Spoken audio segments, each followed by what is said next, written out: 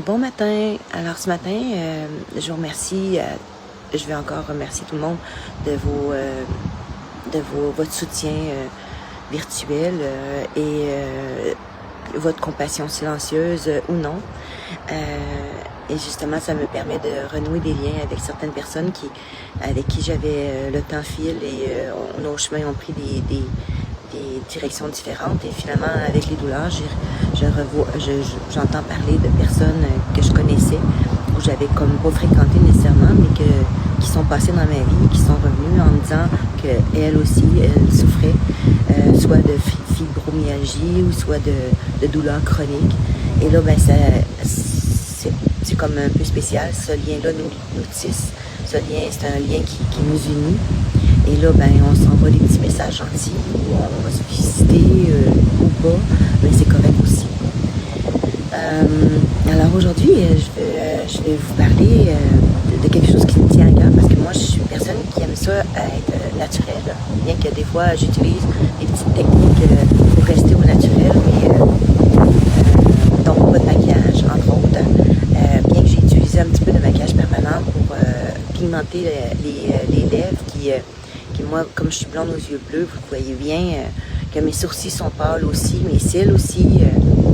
Ça n'empêche que j'aime bien donner des traitements à mes cils, puis j'aime ça en tant que fille, prendre soin de moi avec des petits outils, même si c'est des mascaras pour hydrater les cils, ben j'aime ça le faire pareil, mais c'est plutôt, autrement dit, c'est pas du maquillage.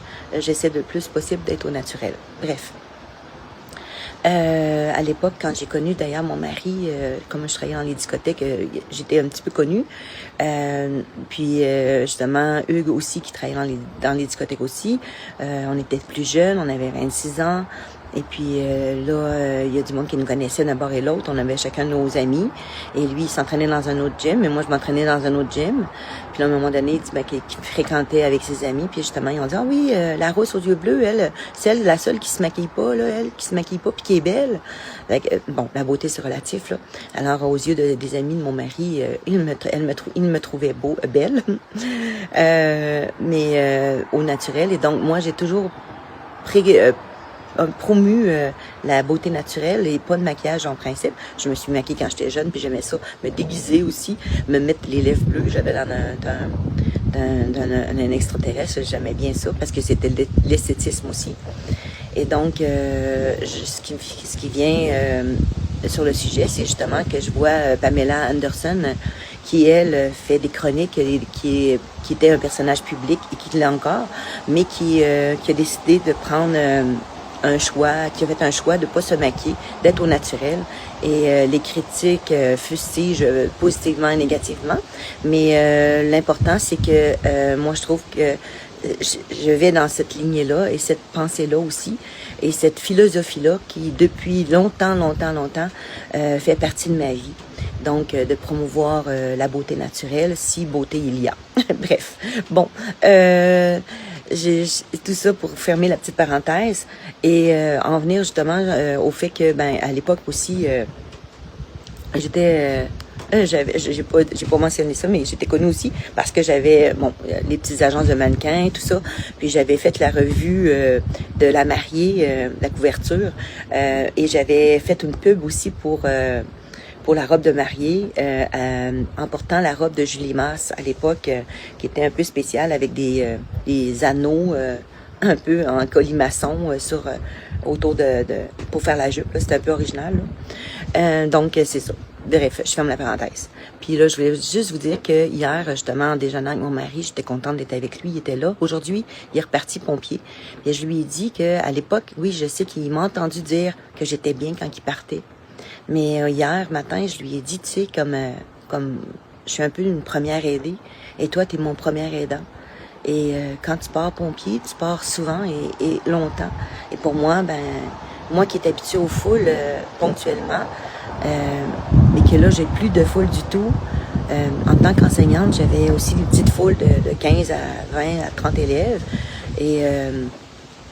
Et en tant qu'artiste aussi, j'avais des foules de 100, 200, 1000, 3000, jusqu'à 20 000 quand j'ai fait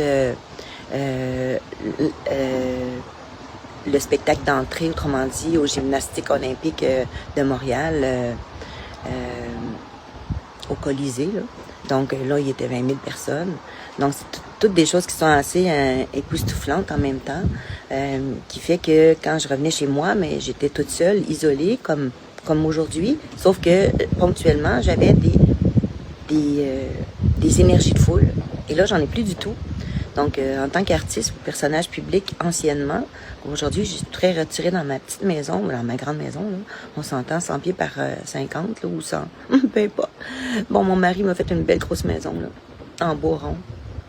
Merci. Puis, mais c'est ça, fait que donc, je me ramasse souvent toute seule, même si mes garçons, même s'ils sont des adultes, des jeunes adultes, mais ils font on vit ensemble, mais ils font leur vie, donc, mais je suis contente aujourd'hui, mon mari est parti travailler. Puis je lui disais justement qu'il me manquait, même si dans la journée il travaille, puis le soir on se voit un peu, puis c'est rien que le matin puis le soir, on a des beaux moments présents qui me font du bien. Fait que donc tout ça fait que là mon plus jeune il revient il est allé en promenade en moto aux États-Unis, il voulait se rendre en Floride, puis finalement il revient à cause de la température. Mais je suis contente qu'il revienne, fait que d'ici ce soir il devrait être ici. J'ai mon autre garçon, mon médium, autrement dit, qui est revenu du Maine hier. Puis lui aussi, là, il dort ici. Ça aussi, ça me fait du bien, même si ils font leur vie dans ma maison, dans notre maison. Puis mon grand de 26 ans qui est toujours ici, mais qui lui, est plus constant dans son travail. Puis donc, il voyage un peu moins, fait qu'il reste ici. Alors, ça me réconforte, mais en même temps, ils font chacun leur vie, puis je les vois pas tant là, dans la journée. On se croise, puis c'est assez succinct comme relation. Mais je pense que j'ai vraiment besoin d'être soutenue par mon mari ou justement, c'est pour ça que je crois aussi que je me suis ouvert au monde à ma manière à moi, parce que j'ai besoin parce que je suis vraiment seule. Mais en même temps, c'est pas seul. J'ai toujours dit qu'il fallait, quand on est seul, on est avec soi-même en premier. Puis il faut se sentir bien. Fait qu'aujourd'hui, je vais aller marcher. Juste une parenthèse, le FAQ maintenant est rendu francisé. F-A-Q-E. On peut le trouver dans Antidote, le dictionnaire, un des meilleurs dictionnaires même que l'université on utilise. Là. Donc, FAQ, c'est fait que. Ça fait que. Et rendu francisé. Puis hier, en parlant de mon mari, justement, je trouvais ça drôle parce que moi, on parle souvent de procrastination. Parfois, il y a des gens qui procrastinent, qui niaisent, qui perdent leur temps, qui, au lieu de faire la tâche, vont remettre à demain ce qu'ils peuvent faire plus tard. Et moi, c'est vraiment le contraire. Puis là, il dit, j'ai trouvé un mot parce qu'on s'amuse à se trouver des mots. Puis là, il dit, précrastination, c'est le contraire de procrastination. Ah, j'ai dit, c'est drôle, là, c'est vraiment moi. Parce que moi, je suis du genre à toujours remettre mes travaux à l'avance ou trop à l'avance ou pas les remettre à l'avance parce que maintenant, ce que je fais, je les écris à l'avance, je les fais à l'avance puis je les relis, puis je les travaille tout au long. Donc, c'est pas tout à fait la précrastination. C'est quelqu'un qui va même faire tellement vite ces choses qu'ils vont les mal faire. Vont mal faire les choses tellement qu'ils veulent se débarrasser parce que c'est le fait d'attendre à la date limite de la remise peut les angoisser davantage. Donc, ce qu'ils vont faire, c'est les gens qui vont précrastiner quelque chose, ils vont faire trop vite et donc mal faire. Mais en même temps, moi, je suis entre les deux. Je remets à temps, mais je travaille mes choses bien à l'avance et je les retravaille tellement au fil du temps, justement. C'est une autre façon de travailler aussi, là. Mais je voulais juste dire que ces deux mots-là, je les aime bien. Procrastination, perdre son temps puis remettre à demain ce qu'on peut faire plus tard. Ce qu'on peut faire maintenant, excuse-moi. Puis précrastination, c'est de faire trop à l'avance, un peu botché, on va dire. Parler un peu plus familièrement, quoi. Faire un peu mal les choses, mais en même temps les faire vite pour s'en débarrasser, pour être sûr de pas avoir à vivre le stress de la remise et de pas dépasser la date. Bref, c'était une petite parenthèse, ça aussi. Donc, aujourd'hui, je vais vous souhaiter une super belle journée, prendre soin de vous, puis de prendre soin de ceux que vous aimez autour de vous, puis de passer des meilleurs moments présents au fil de la journée. Plein de meilleurs moments présents au fil de la journée. À tantôt!